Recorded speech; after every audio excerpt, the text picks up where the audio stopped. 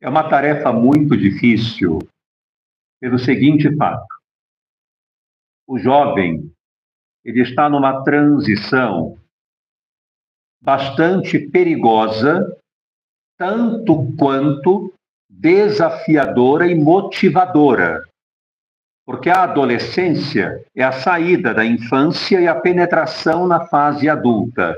É a tal fronteira que eu falei. E tudo que é fronteira representa, simbolicamente falando, uma corda bamba.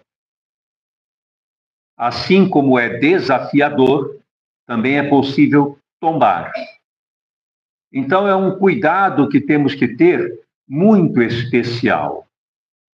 Eu sou a favor, sobretudo, além do limite que se deve colocar, é claro, em relação a tempo de tela, jogo de computador, tipo de jogo.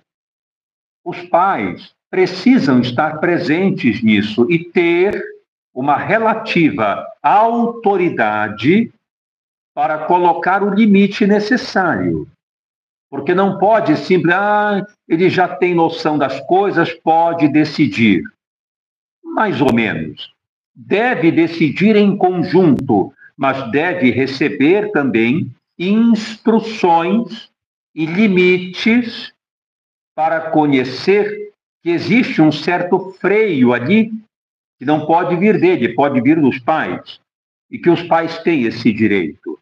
Há necessidade de um certo controle nessa situação. Então, o limite e a relativa autoridade são duas coisas importantes, mas o mais importante não é o freio em relação ao jogo, à tela, ao celular, à rede social.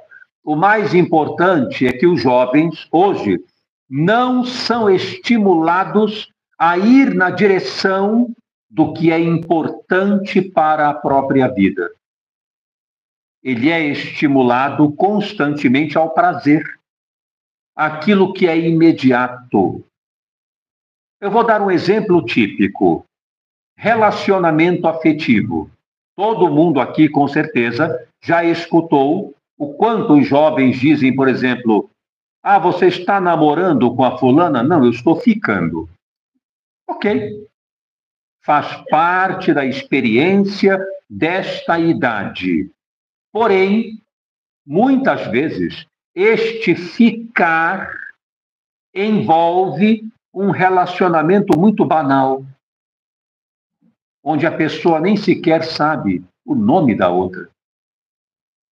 Vai a uma balada, se depara com alguém, sente-se atraído, envolve-se de uma maneira erótica, de uma maneira sensual, e às vezes mente o nome, nunca mais vê aquela pessoa.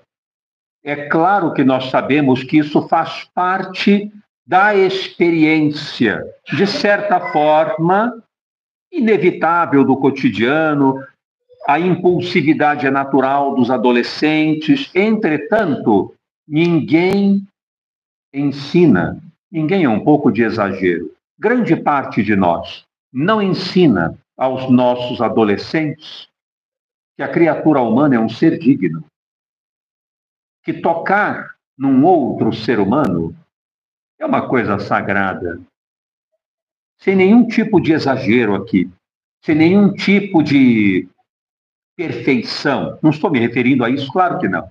Sagrado no sentido de que ninguém tem o direito de tocar o outro de forma irrisória e banal. Nós fazemos isso, é verdade.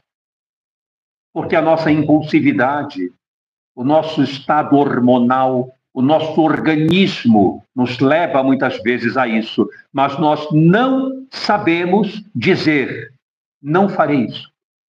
Não sabemos tomar a decisão espiritual de reconhecer o outro como um ser digno, que merece respeito, que merece uma aproximação legítima, carinhosa, amorosa, real, onde podemos conhecer, sentir, aproximar aquela pessoa de nós, perceber aquilo que ela é e então nos envolvermos com ela pela importância que ela tem como ser humano para nós. A gente não ensina isso. A gente não conversa isso com o nosso filho. A gente tem vergonha, às vezes, de comentar, porque ele vai dizer, mas você é muito careta. Pode até falar, mas lá no inconsciente, o nosso conselho morou. E ele vai se lembrar disso em algum momento. E a gente não conversa. A gente conversa sobre eles, sobre sexualidade, apenas dizendo, não esqueça o preservativo. É isso que a gente orienta quando o nosso filho sai. Nós não dizemos para ele, respeite o seu próximo. Quando você tocar alguém, saiba muito bem o que você está fazendo. Observe nos olhos daquela pessoa antes quem ela é e veja se ela merece ser tratada como você pretende tratá-la.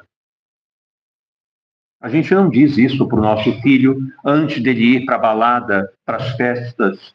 A gente só faz ele se prevenir. Os outros importam menos. É essa a questão. Então, primeiro, mostrar o sentido da vida, que é respeitar, amar, servir, contribuir, antes de ficar criticando, freando comportamentos, mostrar o outro lado que é mais importante para que ele aprenda a viver isso.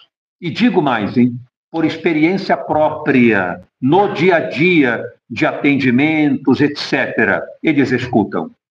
Eles escutam. Eles se empolgam quando a gente fala lá do fundo do que a gente acredita. Eles se empolgam e prestam atenção. Então, é isso que eu acho que está faltando mais.